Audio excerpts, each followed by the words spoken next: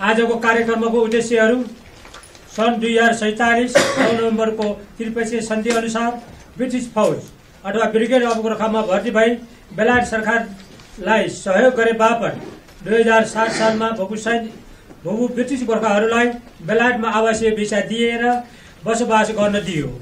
बेलायतको कानून अनुसार नियम पूरा गरे बापत रेड पासपोर्ट अथवा नागरिकता पाउने सुविधा छ र उनीहरूले उपलब्ध पनि गरेको छ बेलायतमा। तर नेपालमा नेपालको कानून अनुसार डबल नागरिकताको सुविधा छैन। त्यसर्थ नेपालको संविधान 2072 घोषणा हुनु पूर्व यस समितिले त्रिपक्षीय सन्धि मार्फत बेलायत सरकारको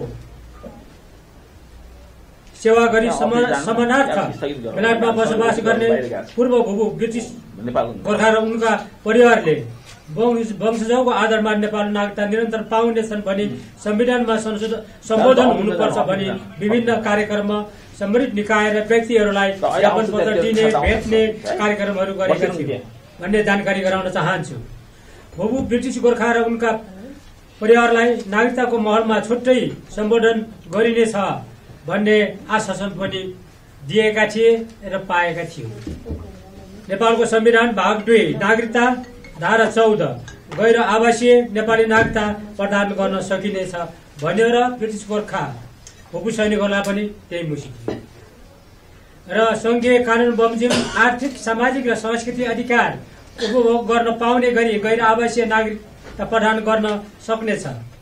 र यहाँ दुईटा कुरा आउँछ, सरकारले पठाएको व्यक्तिहरू र आफ्नो खुसीले गएर बसेका व्यक्तिहरू विदेशमा, त्यसमा एउटै एनआरएमा गराइदिएको हुनाले हामी अहिले अगाडि बढ्छौं। त्यसर्थ संविधानको भाग 31 को धारा 274 संविधान संशोधनको विषयमा नेपालको संविधान र संविधानको धारा भाग 2 नागरिकतामा यहाँ भन्न खोजेको 274 अनुसार संशोधन गरेर संविधानको भाग 2 नागरिकताको महलमा ब्रिटिस गोर्खा र उनका परिवारले वंशको आधारमा नेपाली नागरिकता पाउनेछन् भनी संशोधन गराउनको लागि सर्वप्रथम यहाँहरूलाई हाम्रो कानुनी सल्लाहकार अधिवक्ताज्यूले अनि यहाँलाई जानकारी गराउनुहुन्छ। बेलायतमा बसोबास गरेका ब्रिटिस गोर्खा र उनका परिवारहरूलाई नेपाली नागरिकताको निरन्तरता बारेमा विशेष कार्यक्रम गत फागुन 8 गते सम्पन्न भएको छ। नेपाली नागरिकताको निरन्तरताको बारेमा कानुनी जानकारी साथै सम्बन्धित निकायमा दबाव सिर्जना गर्ने उद्देश्य स्वरूप ललितपुर जावलाखेलमा भूतपूर्व सैनिक कल्याणकारी समिति नेपालको आयोजना साथै ब्रिटिस गोर्खा नेपाली नागरिकताको अभियान समिति बेलायतको प्रायोजनमा आयोजित कार्यक्रममा संविधानविद अधिवक्ता डाक्टर चन्द्रकान्त गेवालीले कार्यपत्र प्रस्तुत गर्नुभएको थियो। ब्रिटिस गोर्खाहरूको 1947 को टिटी छ, तर एनआरएनले यहाँको त्यागेर अंगीकृत लिएको अवस्था छ। अंगीकृत नागरिकतालाई यहाँको एक्सेस चाहिँ कहाँसम्म हुने भन्ने संविधानले प्रश्न व्यक्त गरेको छ। हामी अंगीकृत नागरिकता प्राप्त होइन, हामी रातो पासपोर्ट नागरिकता हो कि त्यो प्राप्त गर्दा यो जाने हो होइन भन्ने प्रश्न र यो धारा 14 को भित्र तपाईँलाई राखेको भन्ने जुन चाहिँ सरकारले भनेको छ भन्ने तपाईँको भनाइ यसभित्र हामी पर्ने हो या धारा 11 मा पर्ने हो भन्ने प्रश्न हो। धारा 11 मा के छ भन्दाखेरि धारा 11 मा यो संविधान प्रारम्भ हुँदा बखत नेपालको नागरिकता प्राप्त गरेका र यस भाग बमोजिम नागरिकता प्राप्त गर्न योग्य व्यक्तिहरू नेपाल नागरिक हुनेछन्। यो संविधान प्रारम्भ हुँदा बखत नेपालमा स्थायी बसोबास भएको देखाएको व्यक्ति वंशजको आधारमा नेपाल नागरिक ठहर्नेछ। यो संविधान प्रारम्भ हुँदा अघि वंशजको आधारमा नेपाल नागरिकता प्राप्त गरेको व्यक्ति, कुनै व्यक्तिको जन्म हुँदाका बखत निजको बाबु वा आमा नेपाल नागरिक रहेछन् त्यस्तो व्यक्ति, यो संविधान प्रारम्भ हुनु भन्दा अघि भनेपछि यो वंशजको आधारमा नेपाल नागरिकता प्राप्त गरेको व्यक्ति, यो धारा 11 ले यहाँहरूलाई समेट्ने हो होइन भन्दाखेरि मैले यसैलाई नै तपाईलाई समेट्छ। यो धारा 11 मा यो संविधान प्रारम्भ हुँदा पहिला नै बसोबास भएको व्यक्ति छ, वंशको आधारमा नागरिकता प्राप्त गरेको छ, त्यो नागरिकता प्राप्त व्यक्तिलाई रातो पासपोर्ट भनेको यो चाहिँ 1947 को टिटीबाट नेपालको डिप्लोमेटिक रिलेसन पनि हो। त्यो अनुसार चाहिँ तपाईँ त्यहाँ जानुभयो, त्यहाँ लडाइँ लड्नुभयो, योगदान गरे बापत रातो पासपोर्ट प्राप्त गरेको। त्यो रातो पासपोर्ट गर्दाखेरि धारा 11 को 1 को 2 को क तपाईँलाई रिप्लेस हुन्छ हुँदैन भन्ने आजको छलफलको विषय हो। र यसैको आधारमा नागरिकता 2063 को कानुनी व्यवस्थामा हेर्ने नेपाल नागरिकता कायम नरहने भनेको छ दफा 10। नेपालको कुनै नागरिकले आफूपछि कुनै विदेशी मुलुकको नागरिकता प्राप्त गरेपछि निजको नागरिकता कायम रहने छैन भनेपछि अब यो चाहिँ अन्त्य हुने हो कि होइन भनेर अहिले व्यवहारिक रूपमा मलाई सबैले भन्नुभएको छ रातो पासपोर्ट प्रयोग गराउँदा हामी विदेशी भएर यहाँ आउँछौँ, नेपाल नागरिकता निष्क्रिय जस्तो देखिन्छ, प्यासिभ हुन्छ, यहाँको लिएर जाने उहाँको सुविधा पाइन, त्यो देखाउन मिल्दैन। यो अप्ठ्यारो हामीलाई भयो। हामी एनआरएन सर होइन भने तपाईँको बारम्बार गुनासो व्यक्त गर्नुभएको त्यो समस्या छ। यो स्थितिले चाहिँ दफा 10ले चाहिँ आफू खुसी लिएको त होइन, त्यो त रातो पासपोर्ट त कन्ट्रिब्युसन गरे बापत हो, 1947 को ट्रिटीबाट हो। यो त्यसै कारणले एनआरएनले यहाँको नागरिकता त्यागेर उहाँको अङ्गिता लिएको, त्यस कारण एनआरएन र ब्रिटिस गोर्खा एउटै कसीमा राख्ने होइन, एउटै त्यसमा उभिन सक्दैन भन्ने मेरो ठम्बाइ हो। अब अर्को चाहिँ के भन्दाखेरि यो नेपाल नागरिक ठहर्ने गरी हुनुपर्ने भन्ने चाहिँ यसमा चाहिँ ठहर भइसकेको हो, वंशजहरू प्राप्त गरिसकेको छ, त्यो स्थिति छ। त्यो भएपछि अब मेरो निष्कर्ष के हो भन्दाखेरि यो आधुनिक विकासक्रममा नागरिकता प्रदान गर्ने राज्यको विषयाधिकार अन्ततः मानवको जन्मसिद्ध र अविच्छिन्न मानवाधिकारको रूपमा परिमाणित हो भन्छ। वास्तवमा जन्मसिद्ध पनि हो। नागरिकता सम्बन्धी कानुनको तर्जुमा गर्दा राष्ट्रिय हितलाई केन्द्रबिन्दुमा राख्नुपर्छ भनिन्छ। कुनै नेपालीलाई कुनै पनि आधारमा भेला गर्न नहुने, राज्यविहीन बनाउन नहुने, साथै गैर नागरिकले नागरिकता पाउन नहुने हो। जिन्युन नागरिकले नागरिकता प्राप्त गर्नुपर्छ, निरन्तरता हुनुपर्छ। गैर नागरिक र जिन्युन छैन भने त्यसले नागरिकता प्राप्त गर्न हुँदैन भन्ने मान्यता हो, होइन? त्यसमा त म जिन्युन नागरिक भएकोले चाहिँ उता प्राप्त गर्दाखेरि जाने हो होइन भन्ने आज छलफल गर्नुपर्ने हो। तर नागरिकता प्रदान गर्दाखेरि जुनसुकै मुलुकले कलानीति नै अप्नाउँछन्। कतिपय मुलुकमा अलि जनसङ्ख्या बढी भएको भूगोल भएको कलानीति अप्नाउँछन्, तर जनसङ्ख्या कम छ, भूगोल ठुलो छ भने त एकदमै लिबरल नीति पनि छन्, नभएको होइन। यो स्थितिमा चाहिँ यसलाई पनि हेरिनुपर्छ। हाम्रो यत्रो ठुलो जनसङ्ख्या भएको मुलुकमा यहाँ चाहिँ नागरिकता कडाउनुपर्छ भन्ने एकातर्फ होला। तर जो चाहिँ नागरिक हो अलरेडी राष्ट्रियता प्राप्ति छ, वंश नागरिकता प्राप्त छ, कन्ट्रिब्युसन गरेको छ, अनि एउटा पाउँदा उसले सम्मानार्थ दिँदाखेरि अनि हाम्रो अन्त्य हुन्छ भने त्यसले चाहिँ स्टेटलेसनेस बनाउँछ भन्दा यो देशको भन्ने प्रश्न नै हो। त्यस कारणले यो सार्वजनिकताको सिद्धान्तलाई हेर्ने पनि हुन्छ, राज्य वंशमताको सिद्धान्त पनि हेर्छ, अभियोगको सिद्धान्त भन्छ यसभित्र नागरिकता प्राप्त गर्दा, राज्यविन्दा विरुद्धको सिद्धान्त पनि हो नागरिकता भनेको। त्यस कारणले ब्रिटिस अवश्य भिसा प्राप्तलाई मात्र दोहोरो नागरिकता सिद्धान्त भन्न मिल्ने हो होइन, त्यो दोहोरो नागरिकताभित्र पछि पर्दैन, त्यो अवस्था हो। यसै कारणले मेरो सुझाव चाहिँ के छ भन्दाखेरि यो अबको संवैधानिक व्यवस्थामा पहिलो त धारा 11 नै काफी नै छ। त्यसको व्याख्यामा तपाईँको चाहिँ अन्त्य हुँदैन, तपाईँको निरन्तरता रहन्छ भन्ने मेरो भनाइ। धारा 11(2) को क अलरेडी प्राप्त गर्न सक्छ, संविधान प्राप्त गर्नुभन्दा पूर्व त्यो नै हो भन्ने हो। अर्को चाहिँ यो भइसके पछाडि धारा 14 मा चाहिँ हामी बोल्न पर्ने हो होइन। संशोधन गर्दाखेरि संशोधन प्रस्तावमा धारा 14 एनआरएनले सम्म सामाजिक आर्थिक सांस्कृतिक अधिकार पायो, तपाईँलाई त्यसैमा राख्ने हो होइन भन्दाखेरि त्यसमा राख्न सकिँदैन भन्ने, त्यो राख्ने होइन उहाँहरूको धारा 11 नै छुनियो। धारा 14 मा तपाईँलाई व्यवहार गर्न राज्यले मिल्दैन र त्यही अनुसार तपाईँलाई कहीँ कतै त्यहाँ बोल्न पर्ने कि तपाईँलाई अप्ठ्यारो छ भने धारा 14 मै बोले पनि अथवा 11 मा त वंशज भने त्यो बोल्नै परेन, धारा 14 मै बोल्नु पर्ने हो कि भन्ने पनि मेरो चाहिँ भनाइ हो। यसैमा संविधान संशोधन गर्दाखेरि या व्याख्या हार्मोनाइजेसन इन्टरप्रिटेसन गरेर कोर्टले चाहिँ व्याख्या गरिदियो भने तपाईँलाई यो संविधान संशोधन गर्न पर्दैन कि भन्ने हो। यो अवस्था छ।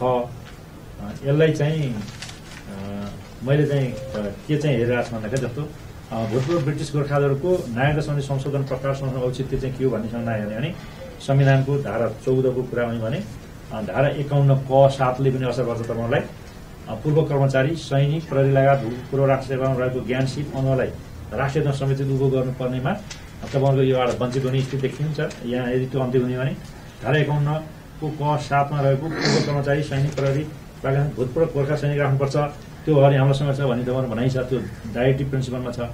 धारा 14 मा तपाईँको भूतपूर्व गोर्खा सैनिकलाई चाहिँ एनआरसँग नजोडिकन तपाईँले धारा 11 नै हो भन्ने अब कहीँ न कहीँ व्याख्या भयो भने स्वत पाउनुहुन्छ भन्ने पनि मेरो भनाइ हो होइन।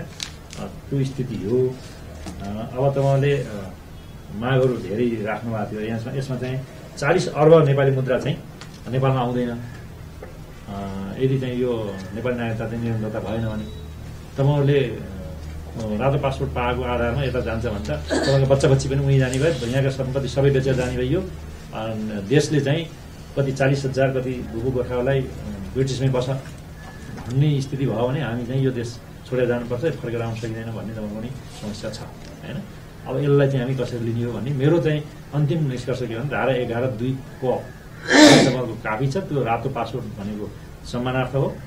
जस्तो हिलारी आएर यहाँ चाहिँ चढ्दा पनि सम्मानार्थ हामीले दिन्छौँ, हाम्रो संविधान सम्मानार्थ छ। अन्य देशकोलाई एनआरएनसँग जोडिनु हुँदैन। यसको चाहिँ व्याख्या विवेचना गरेर सरकारले पनि यो चाहिँ विविधीकरण गर्न भएन, राज्यको नागरिकलाई समान रूपमा व्यवहार गर्नुपर्छ भन्ने मान्यता भावनाले यसैबाट जानुपर्छ कि भन्ने मेरो भनाइ हो। यहाँ चाहिँ अब राष्ट्रसभाका सदस्य हुनुहुन्छ, एकदमै अब यो सम्बन्धमा संविधानविद हुनुहुन्छ, उहाँले वास्तवमा मेरो आश पनि उहाँबाट दाइले चाहिँ राजेशन दाइले गरिदिनु हो भने त्यही नै निष्कर्ष हुन्छ कि तपाईँले दुःख पाउनुहुन्न कि भन्ने चाहिँ मेरो भनाइ हो। अब अरू दिनहरूमा यदि चाहिँ तपाईँलाई यस्तो दुःख पाउनुहुन्छ भने त डिटेल रूपमा हामी कार्यपत्र लेख्ने, अध्ययन गर्ने, अनुसन्धान गरेर तपाईँलाई दिउँला। तर आज चाहिँ यसो छलफल गर्न मात्रै यो बुँदा मात्रै टिपेको यो पार्कोमा देखाउनु भनेको धेरै दिन देखाउन सकिएन, धेरै देशको थियो। हस् पहिलो कुरा यो जुन ट्रिपाइटेड एग्रिमेन्ट भन्नुभएको छ मैले हेरेको छैन। अब यो त्यसको चाहिँ स्कोप कति, टिओआर कति भन्ने कुराहरू हेर्नुपर्ने होला, त्यो आफ्नो ठाउँमा छ। तर त्यसैमा ट्रिपाइटेड एग्रिमेन्ट त इन्डियासँग पनि भएको छ। त इन्डियामा त्यही क्लज चाहिँ त्यस्तै किसिमको क्लज छ इन्डियामा गएका गोर्खाको लागि पनि के छ? एउटा प्रश्न थियो।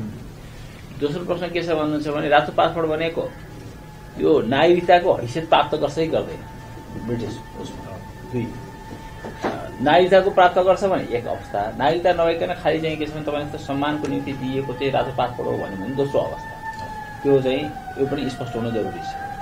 तेस्रो कुरा के छ भन्नुहुन्छ भने सबभन्दा महत्त्वपूर्ण कुरा जो मान्छे ब्रिटिस गोर्खामा जानुभएको छ उहाँको भन्दा पनि उहाँको सन्तानहरूको के भने सबभन्दा महत्त्वपूर्ण कुरा त्यो हुन्छ। उहाँहरू त ब्रिटिस गोर्खा पनि होइन, उहाँ त के छ भनेदेखि चाहिँ छोराछोरी भएको नाताले, सन्तान भएको नाताले गर्दाखेरि चाहिँ उहाँहरू चाहिँ के छ भने त्यो रातो पासपोर्टको अधिकार पाइरहनु भएको छ। त्यहाँदेखि उहाँहरूको स्टेज के हो, त्यो यो 3टा कुरामा चाहिँ तपाईँको के भनाइ हो त्यो पहिले स्पष्ट गरिदिनुहोस्। मेरो त यो 1947 को टिटी चाहिँ देखिन्छ। त्यो टिटी चाहिँ टोटल्ली के छ भनेर त्यो डाउनलोड गरेर मैले तपाईँले ल्याउनुहोस् भनेको उहाँहरू ल्याउनु भएको छैन। तर त्यो भनाइमा के देखिन्छ केही चाहिँ अंश हेर्दाखेरि इन्डिया, नेपाल र ब्रिटिस धारा 1 र धारा 4 यी चाहिँ हाम्रा सन्धि सम्झौतालाई पनि मैले यहाँ चाहिँ यी चाहिँ रिलेटेड हुन् भनेर मैले देखाउनु पर्ने। र नागरिकता र अन्य देशको अभ्यास के छ त भनेर हेर्दाखेरि नागरिकता प्राप्तिका प्रचलित आधार हेर्ने भने विश्वभरिमा एउटा जस सोली जन्मको आधार हो, जस स्याङ्मुनिस ब्लडको नाता हो, अर्को नेचुरलाइजेसन अंगीकृत नागरिकता हो। यो 3टा चिज चाहिँ हुन्छ। अर्को समानार्थ भन्ने चाहिँ यी चाहिँ हुन्छ। नागरिकता प्राप्ति चाहिँ मा बाबु आमा वा बाबु मध्ये कुनै वंशजको नागरिकता पनि पाउँछन्, कहीँ बाबु र आमाको नामबाट पाउँछन्, कहीँ जन्मको आधार पाउँछन्। यस्ता चाहिँ धेरै मुलुकहरूमा यस्तो चाहिँ देखिन्छ। यो पनि मैले अलिकति गरेँ। जन्मको आधारमा हामी कहाँ जन्मको आधारमा यही 2063 सालसम्मलाई कट अफ डेट मान्दा गरियो। अरू त्यसपछि वंशज आधारमै छ जन्मभन्दा र अंगीकृत पनि अंगीकृत वंशजलाई मात्रै हामीले दिएको अवस्था देखिन्छ। त्यस पछाडि विवाहको आधारमा वैवाहिक सम्बन्धबाट पनि प्राप्त गरेका अरू देशको हेर्ने त 80 भन्दा मुलुकहरूमा पनि त्यो देखिन्छ होइन। नागरिकता र राज्यविहीनताको प्रश्न पनि यदि चाहिँ उहाँहरूको त्यो रातो पासपोर्ट ल्याउँदा बित्तिकै नागरिकता खोज्ने भने उहाँको बच्चा बच्चीको के हुने भन्ने प्रश्न छ। यहाँ जन्मेका यहाँका वंशजको यहाँ प्राप्त हुने वा नहुने भन्ने पनि देखिन्छ। यसलाई चाहिँ डिजुरी स्टेटलेसनेस भन्ने र डिफ्याक्टो स्टेटलेसनेस पनि आउँछ, त्यो कुरा पनि छ। अब नेपालको सन्दर्भमा हेर्ने हो भने यो नागरिकता प्राप्तिका आधारहरू जस स्याङ्मुनिस त्यही नै हो। जस सोली पहिला चाहिँ एकचोटिलाई भयो, नेचुरलाइजेसनको विवाह, वैधकरण, चयन भन्ने यस्ता दिन्छ। थाई बसोबास, सरकारी सेवा नियुक्ति र निवेदन यति चाहिँ नेपालमा छन्। अहिलेको अवस्था हेर्नु समानार्थ पनि छ। नागरिकता सवालमा चाहिँ हेर्नुहुन्छ भने सुरुवातमा चाहिँ नागरिकता र नेपाल कानुन मुलुक ऐन 1910 को रही रकमको महल 2 नम्बर भारतीयहरूलाई मुगलनीय भनेको थियो। त्यतिखेर अदलको महलमा अचल सम्पत्ति 3 देशको प्रयोजनलाई नेपाली रैयत र विदेशी रैती भन्ने शब्द प्रयोग गरिएको थियो। त्यतिखेरबाट यसरी चाहिँ सुरुवात भएको छ। नागरिकता 2009 आयो। यसले आदिवासी भनेर नेपालमा जन्मेको आमा बाबु मध्ये एक नेपालमा जन्मेको थाई वर्ष गरेर व्यक्ति नेपाल नागरिकसँग विवाह गरेको स्वास्नी मानिसहरूको नेपाल नागरिकता हुने व्यवस्था भन्ने त्यहाँबाट सुरुवात भएको अवस्था देखिन्छ। नेपालको संविधान 19 आइसकेपछि जन्मको आधार नभइकन वंशजको आधार, त्यस पछाडि यो नागरिकता ऐनमा चाहिँ बाबुले मात्र दिन पाउने भन्ने आयो। 2020 थियो। नेपाल संविधान 2047 मा पनि बाबुले दिन पाउने, अरू चाहिँ जन्मको आधारमा दिएन। त्यसपछि यो अंगीकृत नागरिकतालाई दियो, त्यो अवस्था छ। त्यसै अन्तरिम संविधानमा आउँदाखेरि जन्मलाई दियो, केही चाहिँ 46 सालमा जन्मेको 63 सालसम्म 16 वर्ष पुगेको त्यसलाई पनि दियो र पछि चाहिँ वंशज आमा वा बाबु पनि भनिदियो, अंगीकृतलाई पनि दियो, समानता दियो। यो अवस्था छन्। यसरी चाहिँ प्राप्त भएको देखिन्छ। र जन्मको आधारलाई चाहिँ पनि वंशजमा हुने भने अहिलेको संविधानले त्यसलाई चाहिँ कन्भर्ट गरेको अर्थ देखिन्छ। र यस सम्बन्धमा धेरै सामान्य सभ्यतामा धेरै मुद्दाहरू परे। मुद्दा परेको मैले यहाँ धेरै चाहिँ राखेको छु, यहाँ देख्न सकेन। त्यसपछि हाम्रो अहिलेको अवस्था भनेको नेपालमा यो पहिलो संविधान सभाले के गरेको थियो भन्दाखेरि, यहाँ पहिला मान्य सांसदज्यूहरू हुन्छ संविधान सभामा, त्यतिखेर के राखिएको थियो भन्दा नेपालमा संघीय सरकारले प्रदान गर्ने प्रादेशिक पहिचान सहित एकल नागरिकताको प्रस्ताव गरिएको थियो। त्यतिखेर नेपालको नागरिक ठहर्ने अवस्था कस्तो थियो भन्दाखेरि यो संविधान प्रारम्भ भएपछि नेपाल नागरिकता प्राप्त व्यक्ति भन्ने त्यतिखेर राखियो। नेपाल नागरिकता प्राप्त गर्न योग्य व्यक्ति यति चाहिँ नेपालको नागरिक हुन्छ भनेर चाहिँ पहिलो संविधान सभाले नै गरेको अवस्था प्रस्ताव राखेको थियो। वंशजको आधारलाई नै भनियो, जन्मको आधारले पाएकोलाई वंशज नै दिने भन्नु पनि त्यो राखिएको अवस्था थियो। आमा र बाबु भनिएको थियो, आमा वा बाबु चाहिँ राखिएन त्यतिखेर। पछि चाहिँ आमा वा बाबु भनियो। फेरि चाहिँ यो नेपालको पहिलो नेपाल दोस्रो संविधान सभा बनाएको संविधानमा आएर आमा र बाबु भनियो, मस्यौदा आउँदा परिवार विधेयकमा आमा र बाबु भनियो, संविधान आउँदा आमा वा बाबु भन्ने पनि राखियो। त्यसपछि वंशज आधार, त्यस पछाडि जन्मलाई वंशजमा दिने भनियो। अनि त्यो भइसके पछाडि यो ब्रिटिस गोर्खाहरूलाई कहाँ लगेर राखियो भन्दाखेरि धारा 14मा चाहिँ व्यवस्था गरेको अवस्था देखिन्छ। धारा 14मा ब्रिटिस गोर्खाको हो होइन भन्ने हेर्ने भने त्यो व्याख्यात्मक छ। त्यहाँ चाहिँ एनआरएनको कुरालाई मात्रै जोडेको हो या त्यो भन्ने प्रश्न हो। त्यसको लागि त्यसभन्दा पहिला चाहिँ मैले के भन्छु भन्दाखेरि 1947 नोभेम्बर 9 को त्रिपक्षीय सन्धि भूकु ब्रिटिस गोर्खाजको त्यहाँ रिलेसन छ। 1947 साल नोभेम्बर 9 को त्रिपक्षीय सन्धि अनुसार ब्रिटिस सेनामा 4 वर्षभन्दा बढी नोकरी गर्ने सम्पूर्ण ब्रिटिश भूकु गोर्खा परिवारलाई ब्रिटिश सरकारले आवश्यक भिसा दिने घोषणा गरेको अवस्था छ। त्यो आवश्यक भिसा छ, रातो पासपोर्ट। बेलायतमा आवश्यक भिसा लिनु वा पाउनु सेवा गरे बापत सम्मानित अधिकार भए पनि नेपाली नागरिकता पाउनु उनीहरूको कानुन या संवैधानिक हक वा होइन भन्ने प्रश्न यसमा चाहिँ छ। यो चाहिँ यो 1947 को ट्रिटीसँग जोडिनुपर्छ भन्ने हो। र सन्धिको आधारमा सेना भर्ती भएर बेलायती आवश्यक गोर्खाहरूको नेपाली नागरिकताको प्रमाणपत्र जुन रातो पासपोर्ट लिँदा यहाँको रद्द गर्न मिल्छ भन्ने प्रश्न हुन्छ। ब्रिटिस सेनाबाट अवकाश पाएका निजहरू नेपाली नागरिक हुनु वा होइन, आवश्यक भिसा प्राप्त गर्ने सबैलाई दुलो नागरिकता निषेध गर्न, देशको सार्वभौमता राष्ट्रिय सुरक्षा उठ्ने विभिन्न सरकार चिन्ता यसमा रहन्छ रहँदैन भन्ने प्रश्न हुन्छ। र यो चाहिँ के हो भन्ने प्रश्न हो। दोहोरो नागरिकताको सङ्घमा मैले हेर्दाखेरि बङ्गलादेश, आयरल्यान्ड, दक्षिण Africa, Brazil, Israel, Spain, Canada, Italy, Swiss लगायतका धेरै मुलुकमा चाहिँ देशले बहु नागरिकता चाहिँ अनुमति दिएको देखिन्छ। तर चाहिँ Austria, Indonesia, Pakistan, Belgium, Iran, Cuba, New Zealand लगायतका धेरै मुलुक छन् त्यसलाई चाहिँ अनुमति दिँदैन, दोहोरो नागरिकता दिँदैन। त्यसले चाहिँ एउटा के भन्छ भन्दा जनसङ्ख्यालाई जोड गर्छ, भौगोलिक छ, त्यस क्यापासिटी छ कि छैन भनेर हेरेर गरेको हुन्छ। हामीहरूको अवस्था के हो, यो पनि हाम्रो सफल विषय छ। त्यो स्थिति भएको हुनाले ब्रिटिस गोर्खाहरूको सम्बन्धमा के हुन्छ भनेर हेर्ने भने प्रवासीको लाई यसमा राख्न सक्ने हो होइन, प्रवासी भन्छ। जस्तो चाहिँ इन्डियामा पनि प्रवासीको कुराहरू गर्छ, अन्य मुलुकमा गर्छ। जस्तो युद्ध, औपनिवेशीकरण, विज्ञान प्रविधिको विकास, आर्थिक उदारीकरण, विश्वव्यापीकरण, अवसरको खोजी, बहुराष्ट्रिय कम्युनिटी विस्तार जस्ता विभिन्न कारणले विश्वको एक कुनाको व्यक्ति अरू कुनामा बस्ने प्रवृत्ति बढ्दो रूपमा रहेको छ। यो चाहिँ यो जगदायरी छ। यस्तो मान्छेहरूलाई चाहिँ आफ्नो थलोमा आएर, थलोमा जन्मेको बसेको नाताले भावना जोडिएको राष्ट्र राष्ट्रियता भएकोलाई चाहिँ नागरिकता प्राप्त गर्ने उसको आधार हुन्छ हुँदैन। राष्ट्रियता प्राप्ति चाहिँ नागरिकता प्राप्तिको आधार हो, तर नागरिकता प्राप्तिले राष्ट्रियता प्राप्ति हुँदैन।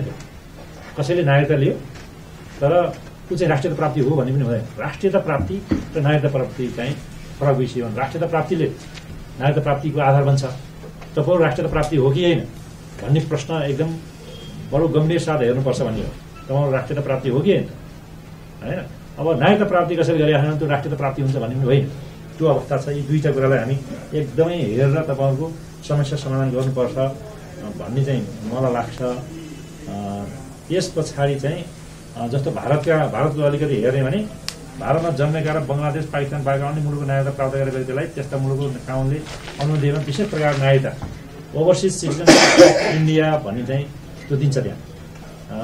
त्यसलाई चाहिँ त्यस्ता नागरिकलाई भारतीय राजधानी फेरि प्राप्त हुँदैन तर त्यो नागरिकता चाहिँ त्यस्तो दिँदो रहेछ।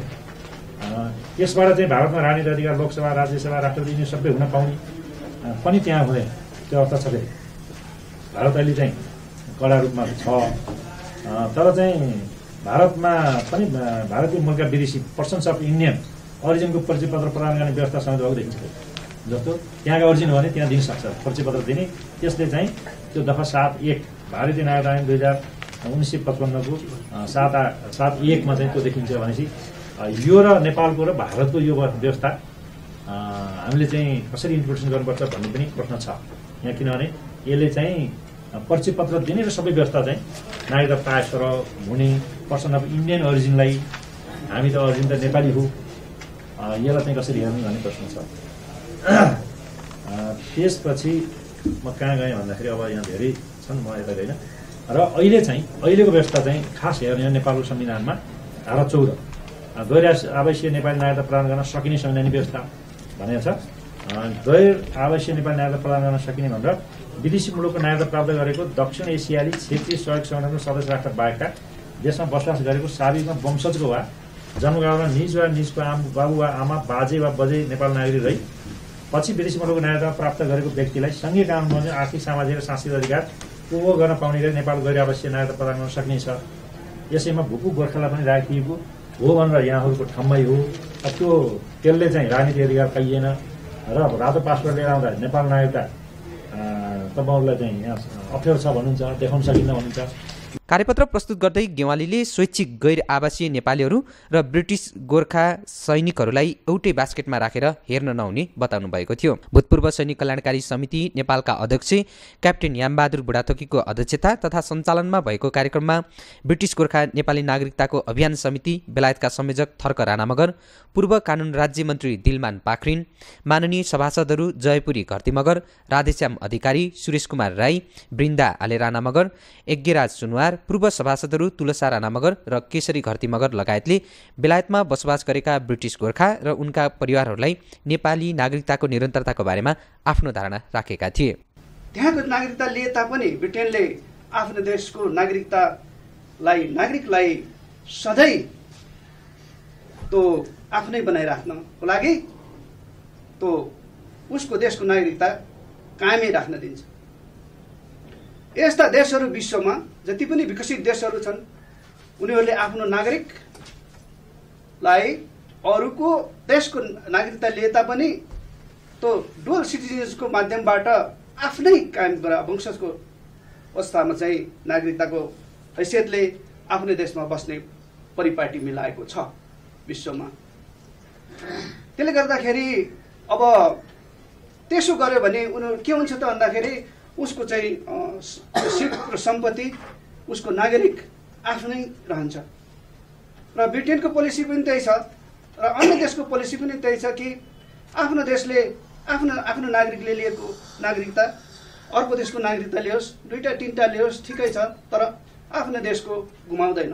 त्यस्तै नीति हाम्रो नेपालले पनि विशेष गरेर गोर्खाजहरूको लागि त अझै अब आफ्नै कारणबाट उनीहरू बाहिर गएको हुनाले गर्न किन नसकिने होला। यस विषयमा पनि माननीय सांसदज्यूहरू, नेपाली मान्यजनहरू यहाँहरूसित म विनम्र अनुरोध गर्न चाहन्छु यस विषयमा मन्थन होस्, यस विषयमा सोचियोस् भन्ने सम्पूर्ण गोर्खा परिवारहरूको तर्फबाट विनम्र अनुरोध गर्न चाहन्छु।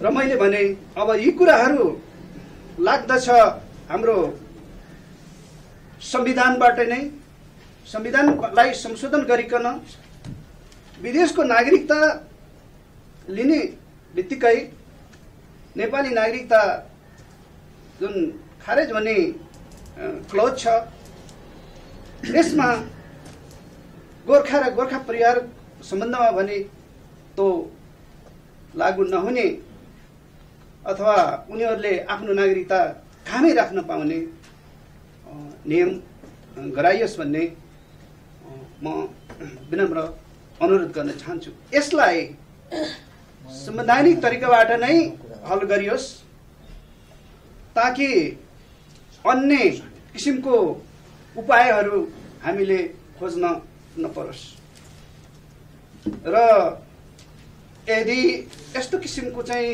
अवस्था आयो भने हामीले अन्य उपायहरू पनि खोज्नेछौँ, खोज्न पर्नेछ। यो चाहिँ सम्बन्धित भएर चाहिँ मैले म देख्दछु हैन। यो त नेपाल सरकारको चाहिँ जिम्मेवारी हो नि। नेपाल सरकारले यसलाई चाहिँ व्यवस्थित के अरे व्यवस्था गर्नुपर्ने हो नि खास गरी। त्यसैले गर्दाखेरि त्यसको विषयमा केही कुराहरू राख्न चाहन्छु। ब्रिटिस गोर्खा भूतपूर्व सैनिकहरू चाहिँ त्रिपक्षी सन्धि अनुसार भनौँ न सैनिकमा चाहिँ भर्ना भयो, उनीहरूले चाहिँ त्यहाँ कार्यरत सेवा गरे, त्यो फेरि रिटायर भए।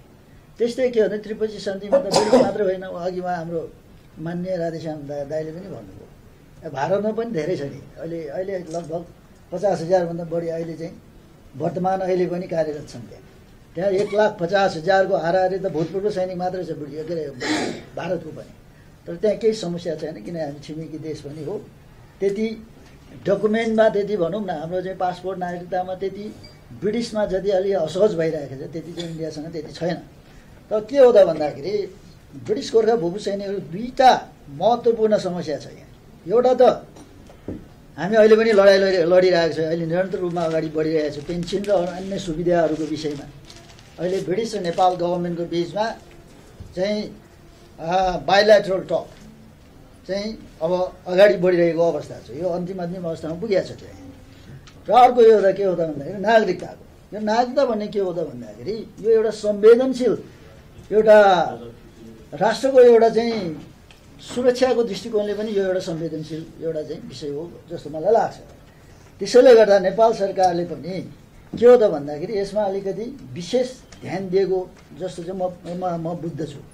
र यो दुईटा विषयवस्तुमा अहिले त्यो पेन्सन र सुविधाको विषयमा त्यो एउटा पार्ट छ भने यो नागरिकताको विषयमा नितान्त एउटा नेपाल सरकारको यो एउटा चाहिँ जिम्मेवारी हो।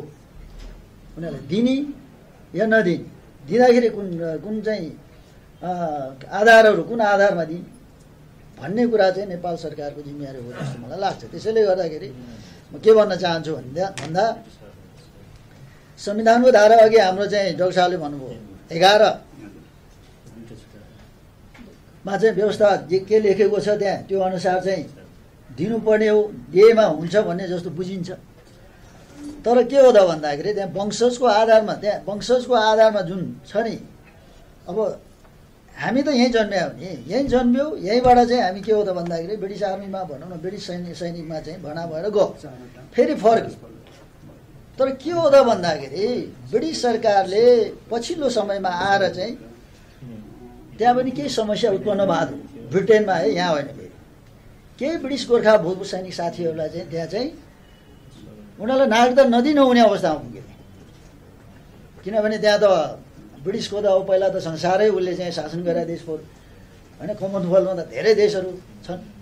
कमनवेल्थका देशका चाहिँ नागरिकहरूलाई ब्रिटिस सरकारले चाहिँ नागरिकता दिने चाहिँ उनीहरूले चाहिँ त्यहाँ चाहिँ भनौँ उनीहरूको व्यवस्था भयो भनौँ।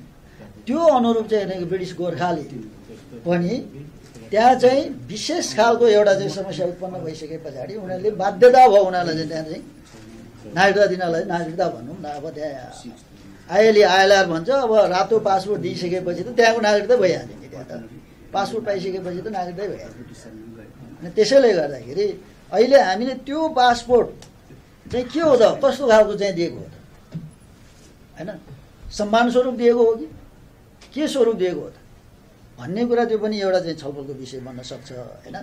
त्यसैले गर्दा अब म टुङ्ग्याउँछु। अब के हो त भन्दाखेरि हामीले नेपालको संविधान बन्ने क्रममा त्यतिखेर धेरै मान्यज्यूहरू यहाँ हुनुहुन्छ। अहिले नेपालको त्यतिखेरको एपीबीजी भन्छ, अल पार्टी पार्लियामेन्ट्री ग्रुप बाहिरको चाहिँ त्यसको संयोजकमै थिए यो ब्रिटिस गोर्खाको चाहिँ इस्युको विषयमा। जब चाहिँ बेलायतमा त्यो एउटा चाहिँ पेन्सन इस्युमा चाहिँ एउटा चाहिँ उनीहरूले एउटा चाहिँ भनौँ न उनीहरूको एपीबीजी उनीहरूको नि बनायो, त्यहाँ ज्याकी डुल प्राइजको चाहिँ संयोगतामा 21 जनाको उनीहरूले बनायो। त्यो पछाडि हामीले पनि बनायो। यो बनाइसके पछाडि हामीले पेन्सन लगायत अन्य सुविधाको विषयमा पनि धेरैचोटि हामीले चाहिँ पार्लियामेन्टमा भनौँ न त्यहाँ संविधान सभा अनि पछाडि चाहिँ व्यवस्थापिका संसदमा धेरैचोटि कुरा उठायो। र यो सँगसँगै अब मेजर के अरे क्याप्टन यामबहादुर साहब उहाँ पनि पटक पटक आउनुभयो, विभिन्न राजनीतिक दलका नेतृत्वहरूलाई भनौँ न नेताहरूलाई भेट्नुभयो यो विषय। मैले पनि धेरै ठाउँमा चाहिँ हामी सँगै पनि गयौँ, कुरा पनि उठायौँ त्यहाँ पार्लियामेन्टमा। तर यो चाहिँ के हो त भन्दाखेरि जहाँको त्यहीँ भयो।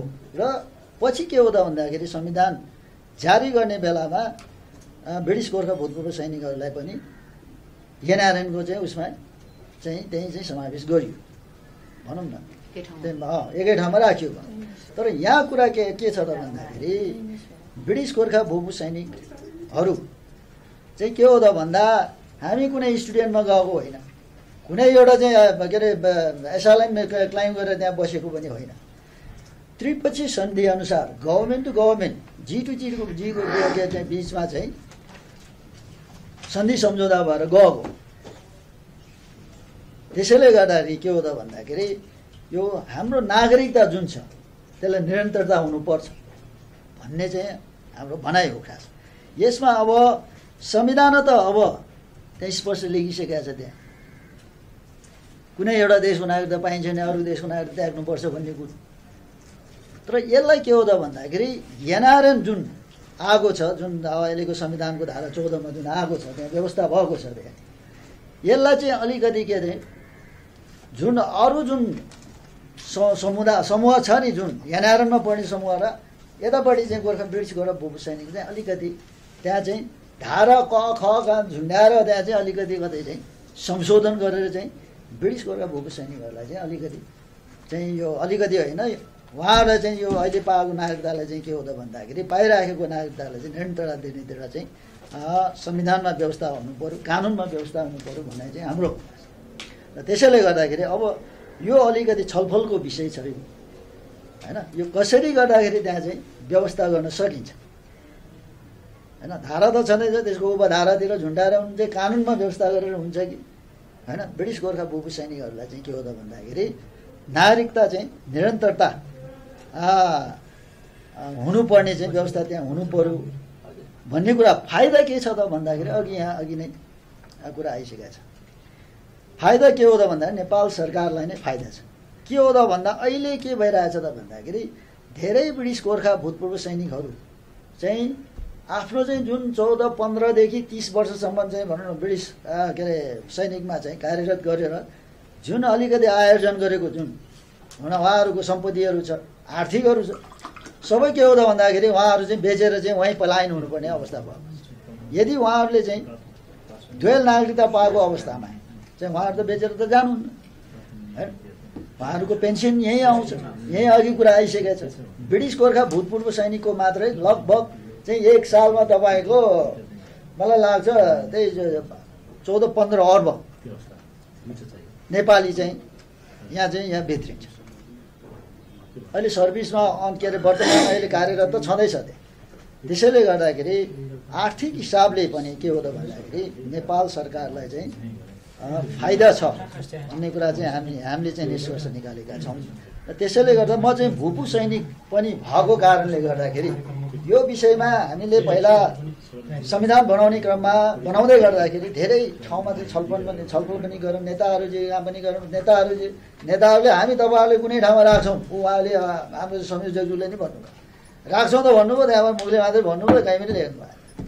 त्यसैले गर्दाखेरि यो मात्र होइन, भूतपूर्व सैनिकहरूलाई ब्रिटिस इन्डिया र नेपालको भूतपूर्व सैनिकहरूलाई चाहिँ संविधानमा एउटा चाहिँ विशेष एउटा चाहिँ के अरे व्यवस्था हुनुपर्छ, आरक्षणको व्यवस्था हुनुपर्छ भने त्यो पनि हामीले मागेर आयो, त्यो पनि भएन।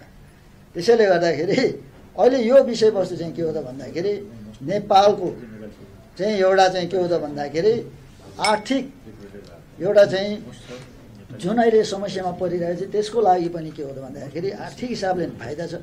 र अर्को कुरा के हो त भन्दाखेरि एउटा हामी स्वाभिमानी नेपाली चाहिँ एउटा चाहिँ त्रिपक्षीय सन्धि अनुसार चाहिँ तपाईँको त्यहाँ गएर चाहिँ कार्यरत गरेर फर्केर आए पछाडि र अहिले ब्रिटेनले चाहिँ के हो त भन्दाखेरि तपाईँको खास पासपोर्ट मागेको होइन तर उनीहरूले त्यहाँ चाहिँ के हो त भन्दाखेरि हामीले पेन्सन र अरू अरू सुविधाहरू समान हुनुपर्छ भन्ने माग राखेको थियो तर उनीहरूले के गरेर भन्दाखेरि नागरिकता दिनेतिर चाहिँ भनौँ आइएलई आइएलआर भन्छ के त्यसलाई आइएलई आइएलआर अनि त्यहाँबाट रेड पासपोर्ट त त्यसको चाहिँ उनीहरूको पनि अब त्यही अनुसार प्रक्रिया हुन्छ अनि कति वर्ष त्यहाँ बसेपछि रातो पासपोर्ट पाउने होइन त्यो उनीहरूको आफ्नो एउटा चाहिँ एउटा प्रक्रिया छ त्यहाँ त्यसैले गर्दाखेरि के हो त भन्दाखेरि यो एनआरएनमा जुन पारिएको छ ब्रिटिस गोर्खा भूतपूर्व सैनिकहरूलाई यो यहाँबाट चाहिँ उहाँ अघि चाहिँ हाम्रो डाक्टर साहबले भने चाहिँ संविधानको धारा 11लाई टेकेर होइन त्यसलाई चाहिँ टेकेर गएर जाने एउटा अवस्था चाहिँ त्यहाँ रहेछ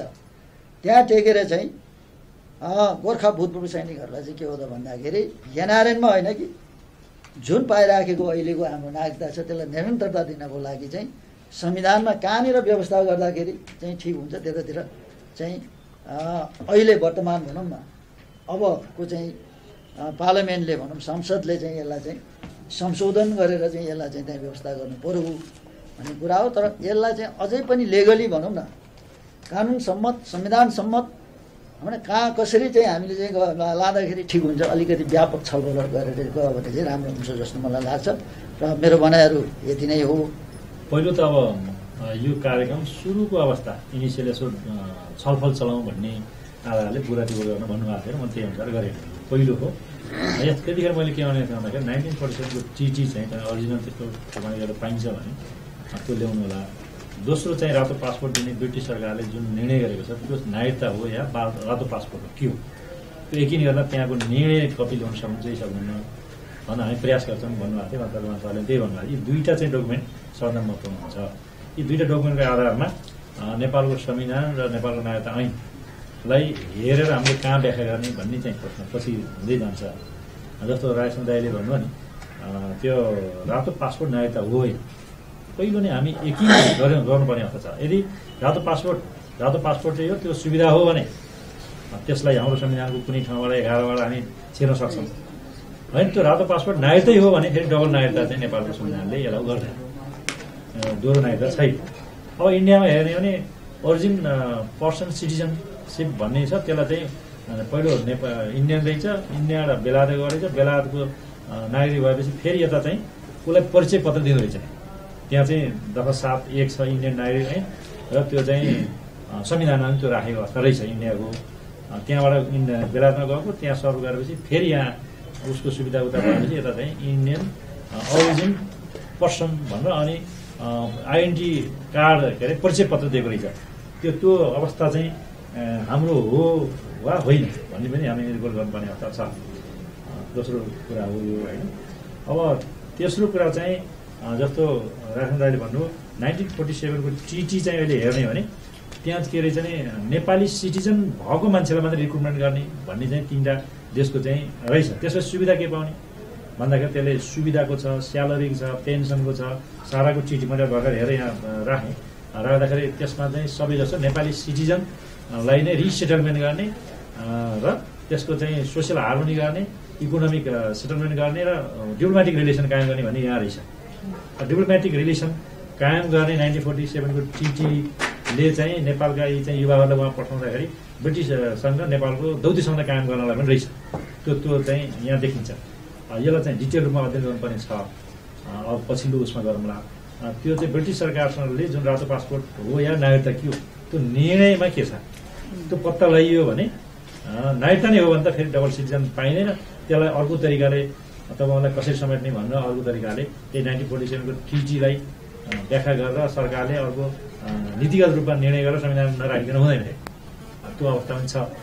अब यहाँ नागरिकता ऐनको दफा 10 हेर्ने भने उता नागरिकता लिने भने एनआरएनको पनि यहाँ नागरिकता त्याग्नुपर्छ ब्रिटिस गोर्खाले नागरिकता लिएछन् त्याग्नै पर्छ त्यो अवस्था छ। नागरिकता ऐन 2010 त्यो 63को दफा 10 त्यसै सम्बन्धमा एनआरएनहरूको अंगीकृत नागरिकता पाएका सबै पेश गरेर हामीलाई व्यवसाय गर्न पाऊँ भनेर यहाँ सुप्रिम कोर्टमा रिट हाले त्यो चाहिँ हामी पनि लडिरहेछौँ मुद्दा ब्रिटिसमा बस्ने चाहिँ अङ्गीकृत नागरिकता ब्रिटिसको भन्ने पनि ती मान्छेहरू यहाँ आएका छन्, यहाँ लडिरहेका छौँ। त्यो र यो फरक हो कि भने हामीले चाहिँ छुट्याउनुपर्छ। यो 1947सँग चिठीसँग सम्बन्धित छ, उहाँहरू यहाँ त्यागेर उता गरेर नागरिकता त्यो दुईवटा एनआरएन र हाम्रो चाहिँ ब्रिटिस गोर्खाहरू मलाई मेरो दृष्टिकोण फरकै हुन्। 1947 स्पिरिटले कन्ट्रिब्युसन गरेका छन्, कन्ट्रिब्युसन गरेर त्यो सम्मानार्थ पाउनुपर्छ भन्ने मलाई भित्र कन्भिक्सन लागेको हुनाले मैले तपाईँसँग संलग्न भएर यसरी केही कुराहरू राख्न चाहेको र तपाईँलाई त अझै धारा 11 नै काफी छ भन्ने मेरो व्याख्या हो खास। अब यहाँ चाहिँ त्यो 1947को चिठी र त्यहाँको निर्णय चाहिँ हेरेपछि त्यो 11 चाहिँ हामीलाई कति चाहिँ अनुकूल हुन्छ त्यो हेर्नु पऱ्यो। त्यस्तो अनुकूल भएन अरू राज्यले नीति नबनाइकन हुन सक्दैन, संविधान संशोधन नभइकन हुँदैन, त्यो स्थिति छ। त्यो संशोधन प्रस्ताव पनि मैले हालेको थिएँ, तर के भने त्यति बेला छलफल गर्न पाइएन। मेरो सुझाव मात्रै म एउटा दिन चाहन्छु के भने यस विषयमा अझै पनि हामी अब यहाँ कानुनविद थुप्रै हाम्रो मान्यज्यूहरू पनि हुनुहुन्छ, यो कुरालाई धारा 11(2) लाई नै आधार बनाएर संशोधन हाल्ने हामीले एउटा त्यो बाटो देख्यौँ, त्यसलाई नै र कुनै हालतमा पनि ब्रिटिस गोर्खा र एनआरएनलाई एकै ठाउँमा राख्नु हुन्न भन्ने कुरा त्यो जायज नै हो भन्ने मलाई पनि लाग्छ। अनि अर्को कुरा भनेको तर यति बेला हामी चाहिँ जस्तै बेलायत सेना र नेपाली सेनाहरूमाथि गरेको बेलायतले गरेको विभिन्न इस्यु छ है, त्यसलाई अपमान भनौँ न, असमानता व्यवहारको विरुद्धमा चाहिँ हामी अहिले आन्दोलित छौँ। त्यस कारणले यो इस्यु पनि हाम्रो एउटा करिब करिब अन्त्य हुने आँटेको र यो हामीले एउटा होइन यसलाई चाहिँ अब सही टुङ्गो लगाउन आँटेको बेला छ।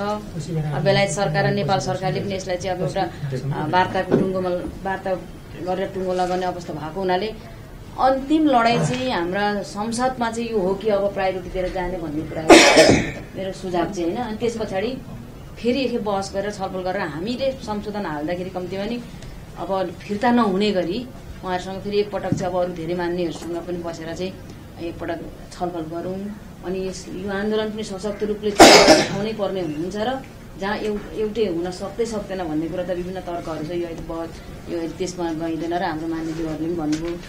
त्यस कारणले हामीले त्यो कुरालाई चाहिँ अहिले अब एकदमै एकपटक उठाउनु पर्ने जरुरी छ। म यो सुझाव हो र अब त्यो टुङ्गो लाग्न आँटेको विषय र दुइटै एक ठाउँमा उठाउन थाल्यो भने त्यो विषय पनि ओझेल पर्छ कि भन्ने कुरा हो। योभन्दा अगाडि एउटा एनआरएन एक्ट चाहिँ जुन अहिले पनि लागू छ त्यो चाहिँ आएको थियो, तर त्यो एक्ट चाहिँ के छ भन्नुहुन्छ भन्दाखेरि यो चाहिँ के टुङ्गोमा पुग्न सकिने खालको भएन। एनआरएन एक्टले दिएको अधिकार अत्यन्तै सीमित, जग्गा पनि 2 रुपैयाँ भन्दा बढ्दा किन्न नपाइने, किन्दाखेरि पनि धेरैतिरबाट चाहिँ के छ भनेदेखि चाहिँ त्यसको नियम पनि बनाएको छैन, के पनि बनाएको छैन, हैरान त्यो चाहिँ स्थिति त्यति राम्रो थिएन। त्यस कारणले गर्दाखेरि अब यो यतिले त चल्दैन काम। र साउथ एसियाकै अरू मुलुकहरूमा पनि हेर्दाखेरि त्यो पाकिस्तानको, बङ्गलादेशको, श्रीलङ्काको हामी धेरैतिरको अध्ययन पनि गऱ्यौँ।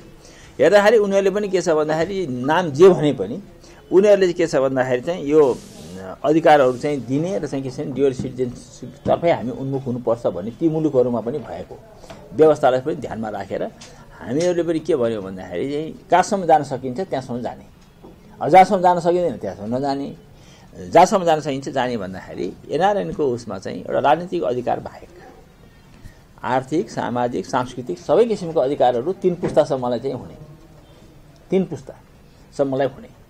भनौँ न पहिलो पुस्ताको नेपाली नागरिक छ भने उसको छोरा, छोराको छोरा, छोरीको छोरी, छोरी, छोरीको छोरी, छोराको चाहिँ छोरी, यसरी के छ सन्तान भनौँ न, सन्तानको 3 पुस्तासम्मलाई चाहिँ के छ भन्दाखेरि त्यही कामले चाहिँ हुने हिसाबले मिलाउँ भन्ने हामीहरूले चाहिँ के छ भनेदेखि चाहिँ त्यो कुरालाई चाहिँ भन्यौँ। र सूर्य सुवेदी डाक्टर साहब आउँदाखेरि पनि, प्रोफेसर साहब आउँदाखेरि पनि हामीले त्यही कुरा भन्यौँ। हेर्नुहोस् तपाईँहरूले माग राख्नुपर्ने कुरा राख्नुभयो, तपाईँहरूले चाहिँ बेलादेखिको चाहिँ के छ भनेदेखि यो कुराहरूलाई राख्ने कुरा सोच्नुभयो, आउनुभयो, हामीले सुन्यौँ, सबै कुरा गऱ्यौँ। तर यहाँको परिस्थिति त्यो छैन, संविधान सभाको बनोट त्यो छैन, संरचना त्यो छैन। अब त्यो कुराहरूलाई मान्न तयार छैनन्। मान्न नतयार भएपछि कि सबै छोड्ने, कि सबै कुरा पाउने गर्दाखेरि त कि सबै कुरा छोड्ने अवस्था आयो। त्यस कारण यो दुवै ठाउँको बिचको व्यवस्थालाई चाहिँ हामीले चाहिँ अपनाउँ र आज गरोस् कुरा आज गरौँ, आज नसकेको कुरा भोलिलाई थाची राखौँ भनेर हामीले चाहिँ के गर्यौँ भन्दाखेरि चाहिँ यो तपाईँहरूको चाहिँ यो निरन्तरताको अभियान पनि चालु रहोस्, तर आज गर्न सक्ने कुरा चाहिँ नरोकौँ भन्ने निष्कर्षमा हामी पुगेर अहिलेको संविधानको व्यवस्था त्यसरी राखिया हो। यो एउटा पाटो यो। अब दोस्रो पाटो के छ भन्नुहुन्छ भन्दाखेरि अब ब्रिटिस गोर्खाहरू तपाईँले भनेको कुरा एउटा कुरा जायज कुरा हो। त्यो के भन्दाखेरि 1947 को यद्यपि म भनिरहेको छु मैले हेरेको छैन, नहेरिकन मैले त्यसमाथि टिप्पणी गर्न मिल्दैन। किन भन्नुहोस् भने त्यसका असरहरू त्यसका चाहिँ प्रभावहरू के कस्ता पर्छन्, विशेष गरेर ब्रिटिस गोर्खामा रहेका व्यक्तिका हकमा बोलिएका कुरा र स्पेसिफिक हुन् कि त्यो ब्रिटिस गोर्खाको कुरा र भारतीय गोर्खाको, त्यो बेला त एउटै थियो। ब्रिटिस गोर्खा भनेको र भारतीय गोर्खाबाट छुट्टिएको थिएन। गोर्खाको चाहिँ बटालियन थियो, त्यो जहाँ पनि जान्थ्यो। भारतमा चाहिँ के छ भने 11 ब्रिगेड 12 ब्रिगेड कतिवटा थियो। त्यो ब्रिगेड मध्येबाट मैले बुझेसम्म यदि ठिकसँग बुझेको छु भनेदेखि केही ब्रिगेड ब्रिटिस गोर्खा भएर गयो, केही ब्रिगेड हिन्दुस्तानमा रह्यो। र त्यो दुईटा ब्रिगेडहरू छुट्याउँदाखेरिको अवस्थामा गरिएको सम्झौतामा समान ढङ्गका सोचहरू राखिएका छन् भने त्यसको एउटा परिस्थिति हुन्छ। हेर्नुहोस्, समान नभइकन दुई किसिमका सोचहरू राखिएका छन्। ब्रिटेनमा जानेको निम्ति एक थरी सोच, इन्डियामा रहनेको निम्ति अर्का थरी सोच राखेर लेखिएका छन् भनेदेखि त्यो हेर्नुपर्छ। त्यो राम्रोसँगले हेर्नुपर्छ, बुझ्नुपर्छ र जाँच्नुपर्छ। त्यो परीक्षण गरिसकेपछि मात्रै अहिले कुरा भन्न सकिन्छ। म अहिले कुरा भन्दिनँ। किन भन्नुहुन्छ भने यदि भारतीय फौजमा रहने गोर्खाहरूको सम्बन्धमा यदि यसै किसिमको अधिकार दिइएको रहेछ भने र त्यो अधिकारमा यदि भारतीय गोर्खामा बसिरहेको मानिसहरू चाहिँ भारतमा चाहिँ सेटलमेन्ट गर्न पाउँछन्, भारतीय नागरिक हुन पाउँछन् भन्ने किसिमको कुरा रहेछ भने त्यसको स्थिति के हुन्छ त नेपालमा? त्यो परिस्थितिहरूको चाहिँ मूल्याङ्कन त गर्नु पर्यो। बेलायतमा हुँदा हामीलाई केही पिर पर्दैन। बेलायतमा रहेका 40,000 50,000 60,000 गोर्खाको हाम्रो प्रब्लम होइन। प्रब्लम के भन्नुहुन्छ भने हिन्दुस्तानमा रहने भनिएको गोर्खाको पनि त्यही हैसियत र त्यही समान किसिमको चाहिँ उ छ भनेदेखि त्यसले के कस्तो असर पर्छ भन्ने कुरा त सोच्नु पर्ला नि त। यो तपाईँहरूलाई पनि बुझ्नुहोस् यो कुरा। यति कुरा चाहिँ मैले भनेको। त्यही आज म यो कुरा चाहिँ के छ भने निर्क्युल गरिरहेको छैन। मैले खालि के मात्रै भने भने त्यो अध्ययन गरेर हामीलाई उपलब्ध गराइदिनुहोस्। त्यो अध्ययन गरिसकेपछि त्यसको बारेमा हामी एउटा टुङ्गोमा पुग्ने एउटा आधार बन्छ। यो कुरा कहिले पनि यो ट्रिपाइटेड एग्रिमेन्टको कुरा चाहिँ सुन्छु, तर ट्रिपाइटेड एग्रिमेन्ट हाम्रो अघितिर चाहिँ लगेर ल्याएर चाहिँ कसैले पनि दिएको छैन। यो अहिलेसम्म दिएको छैन र आज मैले मागेँ तपाईँहरूसँग। किन भन्नुहुन्छ भने अध्ययन जब तपाईँहरू यो अभियान चलाइरहनु भएको छ भने अभियान चलाउनेको अभियानको वास्तविकतासँग त तहसम्म बुझ्नुपर्ने कुरा आयो नि त। हामी जस्तो मान्छे पढ्छौँ, जान्दछौँ र त्यसपछि यहाँसम्म जान सकिने रहेछ भन्ने कुरा हामी आफ्नो तर्फबाट गर्न सक्ने कुराहरू गर्छौँ। तर के छ भन्नुहुन्छ भने त्यो कुरा के हो त भन्ने कुरा त आफै नबुझिकन त भन्न सकिएन। यो कुरा तपाईँलाई मैले राखेँ है, यो कुरा चाहिँ सम्झिनुहोस्। अब दोस्रो पाटोमा जान्छु। दोस्रो पाटोमा के छ भन्नुहुन्छ भन्दाखेरि तपाईँले एकदम ठिक भन्नुभएको छ। पहिलो कुरा त के हो भन्नुहोस् भने धन सम्पत्तिको कुरा होइन, भावनाको कुरा हो। नेपाली भावनासँग जोडिन पाउने कि नपाउने, नेपाली नागरिकले बसाइ सर्यो भन्दैमा, कामको खोजीमा गयो भन्दैमा, वा नेपाल सरकारको सम्झौता अन्तर्गत काममा गयो भन्दैमा त्यसले नेपाली भावना नै मार्नुपर्ने? यो आर्थिक पनि छोड्नुहोस्, अर्थ पनि छोड्नुहोस्।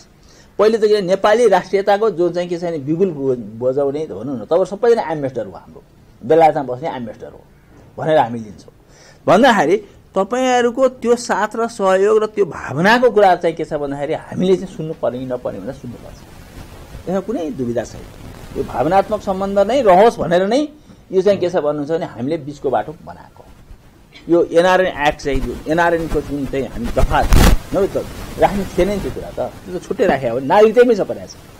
खालि के भन्यो भने नागरिकता सोध नभनेर त्यसलाई चाहिँ के छ भने गैर आवासीय नेपाली नागरिक भनेर हामीले शब्द चयन गर्यौँ। त्यसको कारण छ अब क्लबिङ गर्नु पर्यो। अब के छ भन्नुहुन्छ भने हिजो बेलायतको मात्रै कुरा थियो, अब अहिले के छ भन्छ भने विभिन्न मुलुकमा गएर बस्ने र विभिन्न मुलुकको नागरिकता लिएका थुप्रै हजारौं लाखौं मान्छे भइसक्यो। कोही अस्ट्रेलियामा गएर बसेका छन्, कोही क्यानाडामा बसेका छन्, कोही अमेरिकामा गएर बसेका छन्, कोही बेलायतमा गएर बसेका छन्, कोही भनौँ न। यो एउटा बाटो।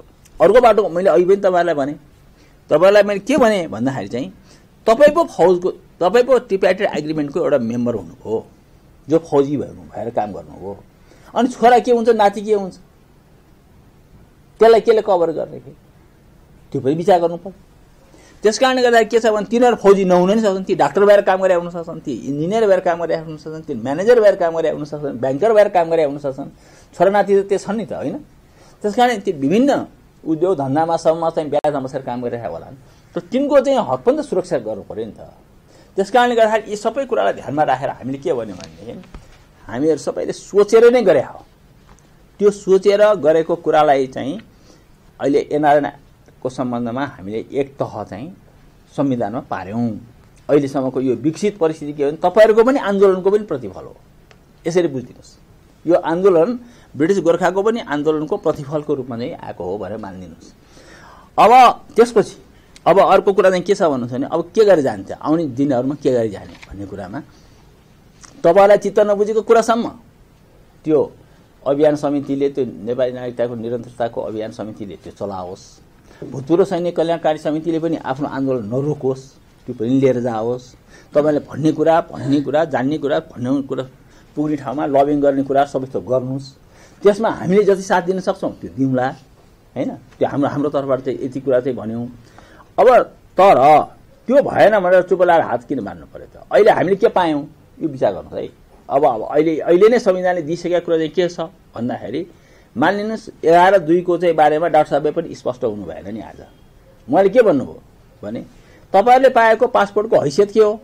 नागरिकको हैसियतले पाएको पासपोर्ट हो भनेदेखि तपाईको यहाँको नागरिकता रहन्न भन्नुभयो नि। आज त्यहाँ भन्नुभयो नि होइन, नागरिकताको चाहिँ त्यो चाहिँ सम्मानको रूपमा पाएको, त्यो लिएर चाहिँ घुम्ने डुल्नलाई मात्रै दिएको हो भनेदेखि अर्को कुरा हो भनेर भन्नुभयो। अब यो कुरा त स्पष्ट हुन जरुरी छ। त्यो आफ्नो ठाउँमा चाहिँ त्यो अध्ययन अझै पनि गर्न बाँकी रह्यो, त्यो छोडिदिनुस्। यो नभएकै अवस्थामा पनि एकछिन तपाईहरु चाहिँ के छ भने ब्रिटिश नागरिकै हैसियत प्राप्त गर्नुभएछ भने पनि अहिले तपाईलाई धेरै कुराले जोगाइसक्यो। अहिलेको संविधानले के जोगाइदियो भन्नुहुन्छ भने एनआरएन को एउटा सामान्य एउटा चाहिँ के छ भने म एनआरएन हुन चाहन्छु, मतलब के छ भने नन रेजिडेन्ट नेशनल भएर बस्न चाहन्छु, सिटिजनशिप लिएर बस्न चाहन्छु, गैर आवासीय नागरिकता लिएर बस्न चाहन्छु भन्नुभयो भने एउटा सामान्य दस्तुर तिरेपछि के छ भन्दाखेरि तपाईहरुलाई नेपालभित्र आफ्नो बाबुबाजे थाप थलोको चाहिँ के छ भने सम्पत्ति हिजो जस्तो चाहिँ हतार पतार गरेर चाहिँ पोखरामा धरानमा सबैतिर चाहिँ के बेचबिखन गरेर चाहिँ नभए सिद्धिने भयो भनेर जुन दौडादौड परेको थियो नि त्यो त रोक्यो। 3 पुस्तासम्म तपाईको त्यो ट्रान्सफर हुने भयो, त्यो 3 पुस्तासम्म त रहने भयो, 3 पुस्तासम्मको तिनको हैसियत एनआरएनकै हुने भयो। त्यसकारणले गर्दाखेरि के छ भन्नुहुन्छ भने आधा बाटोसम्म तपाईहरु तय गर्नुभयो मैले विचारमा यो किसिमको चाहिँ। अनि अर्को कुरा नेपालमा आउनलाई भिसा लिनु नपर्ने भयो। नेपालबाट जानलाई पनि तपाईलाई चाहिँ त्यो रातै पासपोर्ट लिएर आए पनि एनआरएन कार्ड देखाउने बित्तिकै भिसा चाहिएन। 10 वर्षलाई चाहिँ के छ भने अहिलेलाई अब 10 वर्षलाई गर्ने कि आजीवन गर्ने यो चाहिँ छलफल गरौँ। किन भन्नुहुन्छ भने हामीले ऐन बनाउन बाँकी छ। एनआरएन एक्चुअली लिइसकेपछि त्यसले चाहिँ एउटा सर्टेन चाहिँ फिस तिर्दिन्छ, 10 वर्षपछि एउटा निश्चित तिर्छ भने त्यो अटोमेटिक आजीवन हुन्छ भनेर भन्ने हो कि हैन? त्यो किसिमको कुरा त ऐन बनाउन सकिन्छ। यो कुरा कुनै ठुलो कुरा भएन। तर आजको स्थिति हो त के भन्नुहुन्छ भने तपाईहरुको थात थलोको सम्पत्ति बेच्नु नपर्ने, छोरा नातिसम्मले बेच्नु नपर्ने भनिसकेपछि छोरी नातिनीले पनि बेच्नु नपर्ने, सन्तानले बेच्नु नपर्ने, तिनले अंशमा पाउने, तिनले चाहिँ के छ ट्रान्सफर गर्न पाउने, बेचबिखन गर्न पाउने, राख्न पाउने, सबै कुरा गर्न पाउने, किन्न पाउने, यी सबै कुराको अधिकार चाहिँ एकातिर पाइन्छ। अर्कोतिर सांस्कृतिक अधिकार भनौँ न, हामीहरूको चाहिँ के छ भने आफ्नो जुन जुन जात जाति धर्म संस्कृति परम्परा जे जति छ त्यो कुराको अधिकार पनि सुरक्षित गरिएको छ भनेर राजनीतिक बाहेक एउटा भोट हाल्न पाउने र गर्ने बाहेक चाहिँ अरू सबै अधिकारहरूलाई चाहिँ हामीहरूले त्यसमा चाहिँ ग्यारेन्टी गर्यौं। अब त्यो ग्यारेन्टी गरेको कुरामा अहिले नगरेको कुरा चाहिँ के छ भन्दाखेरि मैले एनआरएन का चाहिँ अध्यक्षहरूसँग कुरा गरेको सबैसँग गरेको छु। तपाईहरु कुरा गराइ ठिक भएन। पाएको चीजको चाहिँ के छ भने संरक्षण गर्नुहुन्न। त्यसलाई अहिले तपाईं जानुभयो भने म जग्गा किन्छु, म चाहिँ के छ भने म ब्रिटिश गोर्खाको मान्छे हुँ, मसँग रेड पासपोर्ट छ, नागरिक पनि भइसकेँ भनेर लिन गयो भनेदेखि अहिले त ऐनै छैन, नियमै छैन, के पनि छैन, केही पाउनुहुन्न नि। संविधानमा लेखिदिउँ के त छैन। किन त्यसलाई त फलो गर्नलाई सबै ठाउँमा जानु पर्यो नि त। मालपोतको अधिकृतलाई देखाउनु पर्यो, उसलाई देखाउनु पर्यो, सब थोक गर्नु पर्यो। अब यी सब कुराहरुमा फेरि कसैको ध्यान छैन। यो मसिना कुरा छन्, यो कुरा मसिना कुरा छ। मैले भने यी कुराहरु गर्नुपर्ने छ, यो कुरामा ध्यान दिउँ न। परराष्ट्र मन्त्रालयमा गएर आफैले गएर भने, किन म यसमा लागिरहेको छु कि म यसमा लागिरहेको हुनाले मैले भनेको। मैले परराष्ट्र मन्त्रालयको पदाधिकारीहरूलाई नि भने, सुभाषजी पनि लागिरहनु भएको छ।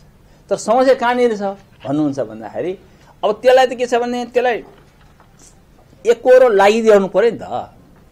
अब म तपाईको चाहिँ आज तपाईले बोलाउनु भयो यो कुरा राखे हैन, मेरो अहिले फेरि अर्को जोश जाँगर चल्छ, फेरि एकचोटि फेरि कुरा उठाउँछु। फेरि 2-4 दिनपछि अरू पनि बिर्सिन्छ, अरू कामले थिच्छ, यो पनि आफै जान्छ। भने एजेन्डा जसले बोकेको छ त्यसले चाहिँ घचिसाइरहनुपर्छ यस्ता कुराहरूमा, ताकि तपाईँले पाएको भनेको राजनीतिक बाहेकका त्यो त पाइसक्यो नि, त्यो पाइसकेको अधिकार हामी लिन्छौँ भनेर तपाईँले भन्नुभयो भने त्यो कुरालाई पनि त चाहिँ फेसिलिटेट गर्ने कानुन त बनाइदिनु पर्यो। संविधानमा पो लेखियो, संविधानमा लेखिए पनि ऐन चाहियो, नियम चाहियो, विनियम चाहियो, निर्देशिका चाहियो, त्यो अनुसारको सबै चिजहरू त बनाइदिनु पर्यो नि, त्यो त बनाएको छैन। हो, यस्ता मसिना कुराहरूमा पनि तपाईँहरूको ध्यान जाओस्, ताकि तपाईँहरूले भनेको कुराको कतिपय कुरा चाहिँ के छ भनेदेखि त्यो चाहिँ यसले पनि पूर्ति गर्दछ। अब पूर्ति गर्न नसकेका कुराहरूको निम्ति लडाइँहरू छोड्नु भनेको छैन है मैले, फेरि यो कुरा जुन कुरा मागिरहनु भएको छ नि त्यो कुरालाई छोड्नु भने होइन। पाइसकेका कुरालाई कन्सोलिडेट गर्ने, त्यसलाई कन्सोलिडेट गरौँ, सुदृढ गरौँ, अनि बाँकी पाउने कुरामा तपाईँहरू प्रयत्न गर्नुहोस्, हामी पनि साथ दिउँला, हुन सकेसम्म चाहिँ दिउँला साथ, होइन। त्यस कारण यति कुरा मैले तपाईँलाई राखेँ। अर्को एउटा कुरा, अहिले हामीले चाहिँ मुल्की ऐन, हाम्रो पुरानो व्यवस्था चाहिँ मुल्की ऐनको व्यवस्थालाई हामीले खारेज गरेर भदौ 1 गतेदेखि हामीले देवानी संहिता, मुल्की देवानी संहिता, मुल्की फौजदारी संहिता, मुल्की यो के छ भने मुल्की पनि नाम नहटाएको, किनभने त्यो हाम्रो चाहिँ धेरै पुरानो ऊ भएको हुनाले त्यसलाई हटाउनु हुँदैन भने सबैतिरबाट आवाज आयो, त्यसलाई राख्यौँ। त देवानी संहिता, फौजदारी संहिता र चाहिँ के छ भने कार्यविधिहरू, त्यसपछि सेन्टेन्सिङ, 5वटा विधेयक हामी पास गरेका छौँ। त्यसमध्येमा आजै चर्चा गर्नुपर्ने कुरा चाहिँ एउटा छ। त्यो कुरा चाहिँ के भन्नु छ भने देवानी संहिता मै थिएँ त्यसको संयोजक, म आफै संयोजक हुँदाखेरि चाहिँ तपाईँलाई मैले के गरेँ त्यसमा भन्नुहुन्छ भने अब विदेशमा बस्ने मान्छेहरूको चाहिँ बहुत सङ्ख्या बढिसक्यो, तिनको व्यवहारहरू नेपालमा पनि छ। त्यस कारण त्यसलाई कभरेज गर्नको निम्ति जे कुरा संविधानमा लेखियो त्यो चाहिँ छिराइदिनु पर्यो भनेर अरूले चाहिँ विदेशीहरूले नेपालमा अचल सम्पत्ति किन्न नपाइने भन्ने ठाउँमा तर भनेर लेखेर चाहिँ त्यहीँ घुसाइदिएको छ। तर एनआरएनले चाहिँ के छ भनेदेखि एनआरएनको हकमा यो लागू हुने छैन। नेपालमा अचल सम्पत्तिको अब तपाईँको सीमाङ्कन नगरिकन अचल सम्पत्ति नै राख्न नपाइने हुन्छ विदेशीको लागि नेपालमा। तर एनआरएन जसले चाहिँ एनआरएन भएर बस्न चाहन्छ उनले चाहिँ त्यो सम्पत्तिहरू किनबेच आदि इत्यादिमा कुनै पनि कुरामा चाहिँ ऊ नहुने गरेर एउटा कुरा राखियो। त्यो किन म त्यहीँ थिएँ, मलाई थाहा छ नि त यो यसरी यो लाइनमा हामी गइरहेका छौँ भनेर सोचिकन यो यसरी राखौँ भनेर पास गराएको। एक दोस्रो के पास गराइयो भन्नुहुन्छ भने एउटा जग्गा जमिन पास गर्दाखेरि बिक्री गरेर दिँदाखेरि चाहिँ अधिकृत वालिसनामाबाट हुन्थ्यो। चाहे त्यो बेला भनौँ लन्डनमा बसिरहनु भएको छ, लन्डनबाट चाहिँ के छ भने राजदूतावासमा गएर चाहिँ यो जग्गा जमिन मेरो चाहिँ बिक्री गर्नु भनेर फलाना खनामा दिन्छु भने बिक्री हुन्छ, त्यो तपाईँलाई थाहा छ। तर त्यो बाहेक दानै दिनु पर्ला, बकसै दिनु पर्ला, अंशै बन्डा गर्नु पर्ला, होइन।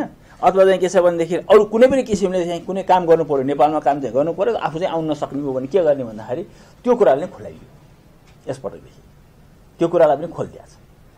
अर्थात् अबको अधिकृत वालिसनामा यो कामको यो प्रयोजनको निम्ति भन्दाखेरि खालि एउटा बिक्री गर्न मात्रै पाउने भन्ने कुरालाई खुलाएर सबै किसिमको कामहरू गर्न पाउने गरेर पनि खोलिदिएको छ। यी दुईवटा कामहरू यसबाट भएको छन्। अब यो भदौ 1 गते लागू हुन्छ। अहिले हामी चैतमा छौँ, होइन। चैतबाट वैशाख जेठ असार साउन भदौ 1 गतेदेखि त्यो लागू हुन्छ। त्यसै कारणले गर्दाखेरि हामीले तपाईँले नभने पनि जुन स्पिरिटमा हामीले कन्स्टिट्युसन बनायौँ, संविधान बनायौँ, एनआरएनको हकमा जुन कुरा राख्यौँ त्यो कुराको हकमा चाहिँ फेसिलिटेट गर्नको निम्ति आफू बसेको ठाउँबाट कोसिस गरिदिएको छ।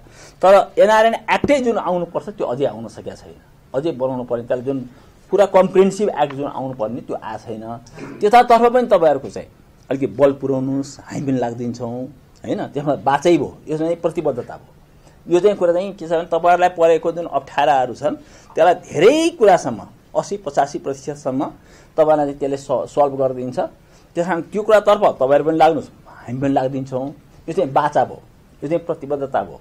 किन जुन हातले कलम लेखेर चाहिँ संविधान लेखियो त्यही कुरालाई चाहिँ प्रतिबद्धता गर्न कुनै हिचकिचाउनु पर्दैन, हामी अगाडि बढ्दिन्छौँ यो कुराको निम्ति। अब रह्यो तपाईँहरू के छ भने होइन हाम्रो केस र अरू एनआरएनको केस अलग हो। त्यस चाहिँ हाम्रो चाहिँ यो चाहिँ जुन चाहिँ तपाईँले नेपाली नागरिकताको निरन्तरताको अभियान भनेर जुन भन्नुभएको छ त्यसमा तपाईँहरू लाग्नुहोस्। अब त्यसमा अध्ययन थप गरौँ र त्यसमा ठाउँ छ भनेदेखि त्यसमा तपाईँहरूलाई साथ दिन किन बाधा भएन। ठाउँ छैन भनेदेखि लु है कुरा त यस्तो रहेछ भन्ने कुरा चाहिँ हामी नै भन्छौँ, तपाईँले नै बुझ्नु पऱ्यो नि त कुरा त, होइन। त्यस कारणले गर्दाखेरि के छ जुन डकुमेन्ट्सको आधारमा तपाईँहरू कुरा गरिरहनु भएको छ, जुन डकुमेन्टलाई बेस गरिरहनु भएको छ, त्यो डकुमेन्टलाई नै अध्ययन नगरिकन अहिले बोल्न सकिएन। तेस्रो कुरा चाहिँ अब यो जो अहिले अधिकार पाएको छ त्यो अधिकारमा पनि अब कानुनको हिसाबले अगाडि बढाउने, विरोध बनाउने, अगाडि बढाउने विषयमा तीनटै विषयलाई तपाईँहरू लिएर जानुभयो भने सजिलो होला। अब सङ्घर्ष भन्ने कुरा एकैचोटि अब सफल हुँदैन, त्यो निरन्तर अगाडि बढ्नुपर्ने हुन्छ। त्यो लाग्छ मलाई। अहिले कहाँ कस्तो लाग्छ भने गाउँका गाउँ रेटिया देख्छु कि मैले, भुप्पू सैनिकहरूको जहाँ जहाँ गाउँ छ त्यहाँ चाहिँ रेटिरहेको छ नि मान्छेहरू सबै। यो अस्ति भर्खर यहाँ नजिक बसेको सब बेलायतमा घर किन्नु, अब उतैको नागरिक भयो, सबै सम्पत्ति बेचिरहेको छ कि। जबकि 6-7 करोडको सम्पत्ति छ, त्यो सम्पत्ति लिएर उता बेलायत प्लान हुँदैछ। अब तपाईँ धरान हेर्नुहोस्, पोखरा हेर्नुहोस्, अरूतिर सबै विदेश प्लान भइरहेछ। यो त कस्तो भने राज्यको तर्फबाट हामीले संरक्षण गर्ने जो हुन्थ्यो त्यो चाहिँ पुग्यो होइन। त्यस कारण यो विषयमा हामी छलफल गर्छौँ। अब मैले बढी बोल्ने भन्दा पनि यति कुरा राख्छु, अरू पछि छलफल गरौँला। धन्यवाद। मैले कृष्णप्रसाद भट्टराई चाहिँ अब प्राइम मिनिस्टर हुँदाखेरि मैले सुन्थेँ कि त्यो ठट्टाको हो कि त्यो प्रोपोगन्डा हो कि अब ब्रिटिस आर्मी बराबर हुनुपर्छ, बराबरी चाहिँ पेन्सन तलब हुनुपर्छ भन्दाखेरि त्यति दिँदा त चाहिँ यहाँ फाइनेन्सियली चाहिँ एडभान्स छ, त्यो बराबर दिँदा त कहाँ पुग्छ हुँदैन भनौँ भन्थे कि त्यो जोग होला, सायद जोगै होस् होइन, ठट्टै होस्। त यो चाहिँ नेपाल सरकारले चाहिँ अब विभेद गरेको होइन भनेदेखि बेलायत सरकारले गर्नु हुँदैन। र त कूटनीतिक हिसाबले विभिन्न हिसाबले गर्नु पर्यो नि त। त्यत्रो मुभमेन्ट हुन्छ, एउटा चाहिँ अब बलिउडको चाहिँ अब होइन कलाकारले उछाल्छ, नेपाल सरकार उछाल्छ, बिचबिचमा चाहिँ अब उठाएर गोर्खापट्टि बन्द गर्नुपर्छ आदि के हो के हो त्यो विशेष त यो नागरिकताको विषय आजको जुन विषयवस्तु छ यो विषय जेन्युन विषय छ। हाम्रो राधेश्याम सरले पनि उठाइसक्नुभयो, धेरै कुराहरू उठाउनुभयो, हाम्रो कार्यपत्र प्रस्तुताले पनि धेरै विषयहरू उठाइसक्नु भयो। तर पनि जेन्युन विषय हुँदाहुँदै पनि राधेश्याम मान्यज्यूले जे विषयहरू सदनभित्रका सिनहरू भन्नुभयो त्यो वास्तविक हो। विषय जेन्युन हुन्छ, तर यसलाई लिने कसरी, कसले लिने, कसले यसलाई जेन्युन मान्ने, कसले चाहिँ सामान्य मान्ने, हाँसो ठट्टामा उडाउने भन्ने विषयहरू चाहिँ भएकै हुन्। हामी त्यो 4 वर्ष त्यहाँभित्र हुँदाखेरि यी विषयहरू उठ्दाखेरि कतिपय यी विषय मात्रै नभएर अन्य विषयहरू उठ्दा पनि हाँसो ठट्टा गर्ने अथवा हामी जसले उठाउँछ त्यसलाई चाहिँ जोकको रूपमा लिने, उसलाई चाहिँ एउटा ठट्यौली पारामा उसलाई हेर्ने दृष्टिकोणहरू चाहिँ फरक फरक छन्। यो विषयमा उहाँले जुन राख्नुभयो त्यसमा मेरो पनि ध्यान आकर्षण भयो, त्यो विषयहरू आउँछन्। त्यसैले गर्दाखेरि म यहाँहरूलाई एउटा सुझावको रूपमा चाहिँ के भन्न चाहन्छु भने यहाँहरूको जुन अभियान छ यो अभियानलाई चाहिँ निरन्तर रूपमा चाहिँ अगाडि बढाउनु पर्यो। हामी सांसदहरू हामी छँदा पनि अहिले यहाँ क्रियाशील रहनुभएका मान्यज्यूहरूलाई पनि के हुन्छ भने हामीसँग धेरै विषयहरू आउँछन्, तर बेला बेलामा पुनः ताजगी भएन भने हामी पनि बिर्सिने पनि स्थिति बन्छ।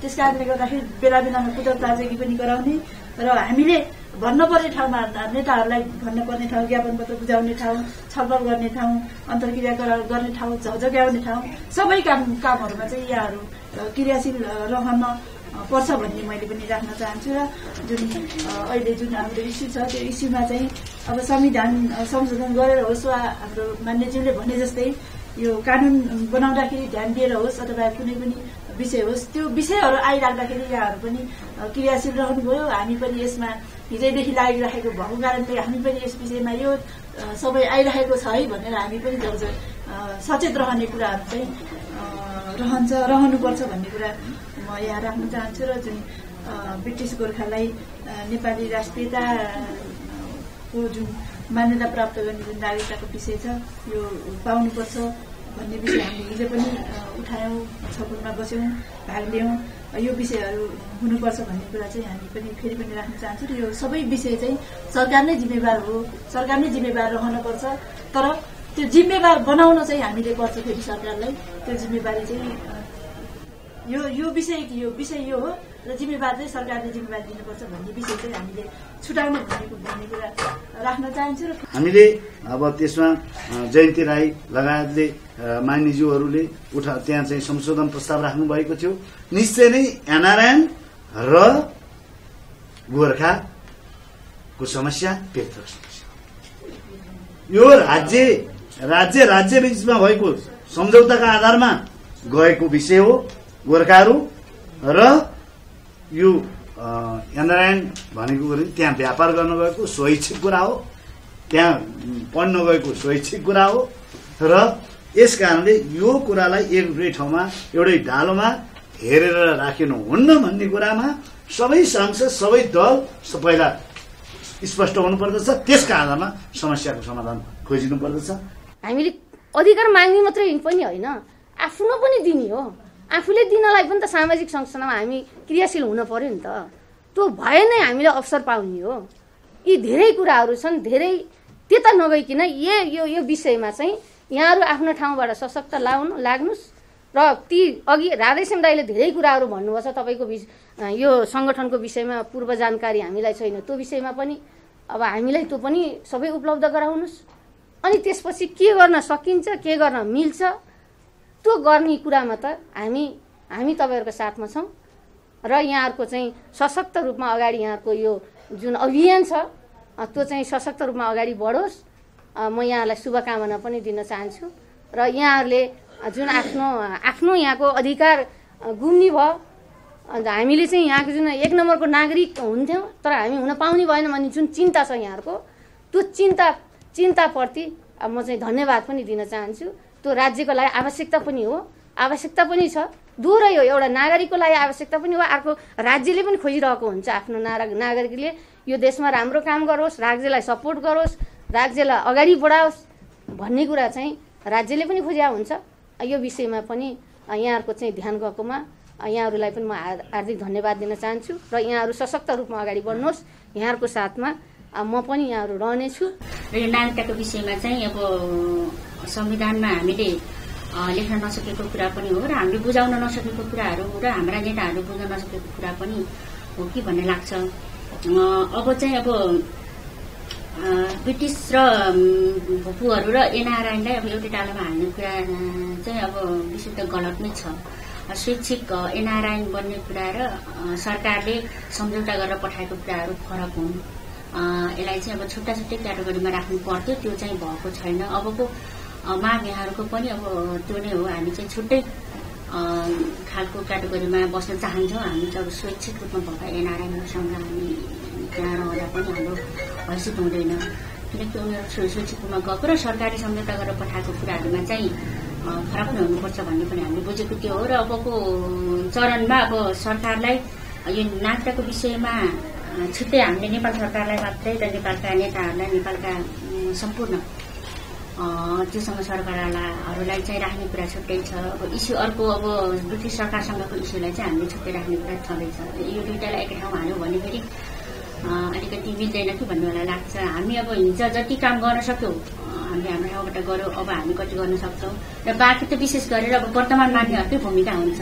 यहाँले ध्यान दिने कुरा र उहाँबाट झकझकाउने कुराहरू अब निश्चित ठाउँमा राख्ने ठाउँमा उहाँहरू भएको हुनाले हामी चाहिँ बाहिरबाट सपोर्ट गर्ने कुराहरू छँदैछ, तर बोल्नै पर्दाखेरि चाहिँ हामी बोल्न पाउने ठाउँमा छैनौँ अहिले। त्यो भएर कारणले पनि विशेष त अब वर्तमान मान्नेहरूलाई चाहिँ अलिकति झकझकाएर जाने कुरा र अब यसको विषयमा व्यापक रूपमा सदनभित्र छलफल गराउने कुराहरू, समितिहरूमा छलफल गराउने कुराहरू, अब नयाँ ढङ्गले समितिहरू पनि बन्छ भनेर विषय समितिहरू कुन समिति अन्तर्गत पर्छ अब यो त्यो अब कानुन बनाउने कुराहरूमा चाहिँ वर्तमान मान्नेहरूलाई अलिक बढी अब आज जे जति उपस्थित हेर्नुभयो योभन्दा बढी उपस्थित गराएर चाहिँ यो विषयमा जानकारी गराउने कुराहरू र अनि उहाँहरूले चाहिँ त्यो प्रति काम गर्ने कुराहरूले चाहिँ अबको प्रभावकारिता हुन्छ भन्ने लाग्छ। धारणा राख्दै वक्ताहरूले यसको लागि कानुनी रूपमा सच्याउँदै जानुपर्ने र वर्तमान माननीय सभासदहरूले संविधानको संशोधनको लागि विशेष भूमिका खेल्नुपर्ने साथै अभियान कर्मीले पनि प्रभावकारी रूपमा आफ्ना मागहरूलाई सम्बन्धित निकाय समक्ष पुर्याउन दबावमूलक कार्यक्रमहरू गर्नुपर्ने धारणा राखेका थिए। साथै ब्रिटिस गोर्खा र उनका परिवारहरूलाई नेपाली नागरिकताको निरन्तरता र ब्रिटिस गोर्खा नेपाली सैनिकहरूले बेलायतबाट पाउनुपर्ने समान सेवा सुविधाको बारेमा पनि नेपाल सरकारले राज्य तहबाट नै भूमिका खेल्नुपर्ने कुरामा सहभागीहरूले जोड दिएका थिए। उहाँले जो अहिले लेख्नु भएको छ त्यो कार्यपत्र अब भविष्यमा लेखिने कार्यपत्रहरू सहित र अहिले संशोधन गरिदिनु हुनको लागि भनेर आन्दोलन सहितको ज्ञापन पत्र यहाँहरूको हातमा निकट भविष्यमा आउनेछ।